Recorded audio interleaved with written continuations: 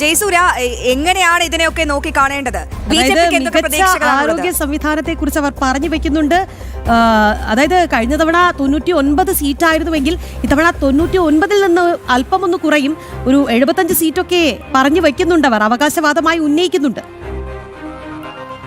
അല്ല, ഈ മികച്ച ആരോഗ്യ സംവിധാനത്തെ കുറിച്ച് പറയുമ്പോ എനിക്ക് സത്യം പറഞ്ഞാൽ ചിരിയാണ് വന്നത്. കാരണം ഇത്രമാത്രം മികച്ച ആരോഗ്യ സംവിധാനം, ലോകത്തിലെ നമ്പർ 1, കിട്ടിയ അവാർഡുകളുടെ എണ്ണമൊക്കെ ചിലപ്പോൾ പറയുന്നത് കേൾക്കാം. എനിക്ക് ഒറ്റ ചോദ്യം ചോദിക്കാനുള്ളൂ, പിന്നെ എന്തിനാണ് ഈ മുഖ്യമന്ത്രി തമിഴ്നാട് അപ്പോളോയിലേക്കും പിന്നെ അമേരിക്കയിലേക്കും ഒക്കെ പോകുന്നത്?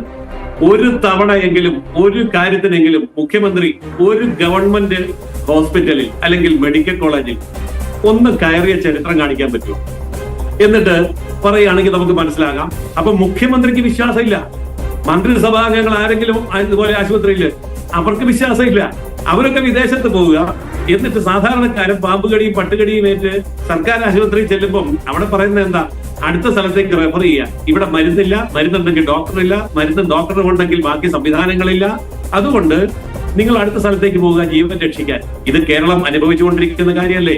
കേവലം ആരോപണമല്ലല്ലോ, എല്ലാവർക്കും ഇതൊക്കെ അനുഭവമുള്ള കാര്യമല്ലേ? അപ്പോൾ ഈ തരത്തിലുള്ള ഒരു ആരോഗ്യ രംഗത്തെ വെച്ചുകൊണ്ട് ഞങ്ങളാണ് ലോകത്തിലെ നമ്പർ 1 എന്ന് പറയുന്ന ആ പൊള്ളത്തരം ഈ ഇലക്ഷൻ റിസൾട്ടിൽ വളരെ കൃത്യമായിട്ട് നമുക്ക് മനസ്സിലാവും.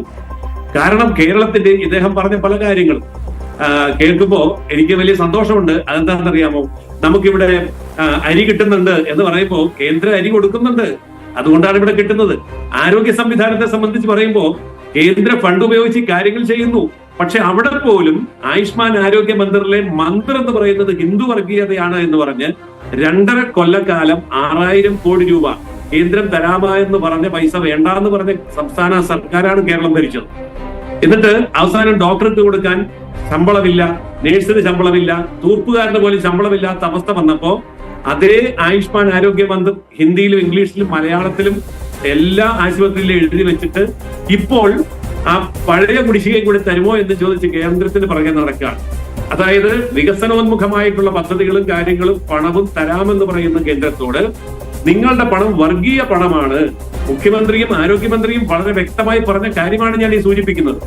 അതായത് കേന്ദ്ര ഗവൺമെന്റ് തരുന്നതും വർഗീയതയുടെ പണമാണ്, അതുകൊണ്ടാണ് മന്ത്രം എന്ന വാക്ക് ഉപയോഗിച്ചത്.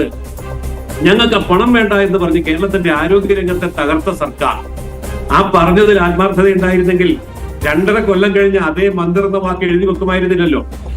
അപ്പോൾ ഈ സംസ്ഥാനത്തെ ജനങ്ങൾക്ക് ലഭിക്കേണ്ട ആനുകൂല്യങ്ങൾ, ആരോഗ്യ മേഖലയ്ക്ക് ലഭിക്കേണ്ട ആനുകൂല്യങ്ങൾ പരിപൂർണമായിട്ടും തട്ടിത്തെറിപ്പിച്ചിട്ട് അന്ധമായ രാഷ്ട്രീയ വിരോധത്തിന്റെ പേരിൽ ഒരു സംസ്ഥാനത്തെ ജനങ്ങളുടെ ആരോഗ്യത്തെ വെച്ച് പന്താടിയ സർക്കാർ. അതുകൊണ്ടാണല്ലോ 99-ൽ നിന്ന് ഞങ്ങൾ 75-ലേക്ക് വരും എന്നുള്ള കുറ്റസമ്മതം നടത്തേണ്ടി വരുന്നത്. ഇതുപോലെ തന്നെ കാർഷിക മേഖലയിൽ അഗ്രികൾച്ചർ ഇൻഫ്രാസ്ട്രക്ചർ ഫണ്ട് 2860 കോടി രൂപ കേന്ദ്രം തന്നത് ഒരു പൈസ പോലും ഉപയോഗിച്ചിട്ടില്ല. നെൽകർഷകരുടെ നെല്ല് കെട്ടിക്കിടന്ന് മഴ പെയ്ത് മുളച്ചു പോകുമ്പോഴും കേന്ദ്രത്തിന്റെ പണം എടുത്തിട്ട് ഞങ്ങൾ സംസ്ഥാനത്തെ സഹായിക്കുന്നില്ല എന്ന നിലപാടെടുത്തതിന്റെ ഫലമായി സംസ്ഥാനത്തെ നെൽകർഷകർ അനുഭവിച്ച യാതനകൾ നമുക്ക് ആർക്കും പറഞ്ഞു മനസ്സിലാക്കേണ്ട കാര്യമില്ല. അതേപോലെ തന്നെ നമുക്കറിയാമല്ലോ, വനത്തിൽ നിന്ന് വന്യജീവികൾ പുറത്തിറങ്ങുന്ന ഒരേ ഒരു സംസ്ഥാനം കേരളമാണ്. തമിഴ്നാട്ടിൽ വനമുണ്ട്, വന്യജീവിയുണ്ട്. കർണാടകത്തിൽ വനമുണ്ട്, വന്യജീവിയുണ്ട്. അവിടെയൊന്നും ഭരിക്കുന്നത് BJP അല്ല കേട്ടോ. അവിടെ ഒന്നും ഇല്ലാത്ത പ്രശ്നം ഇവിടെ ഉണ്ടാകുന്നത് എന്തുകൊണ്ടാണ്?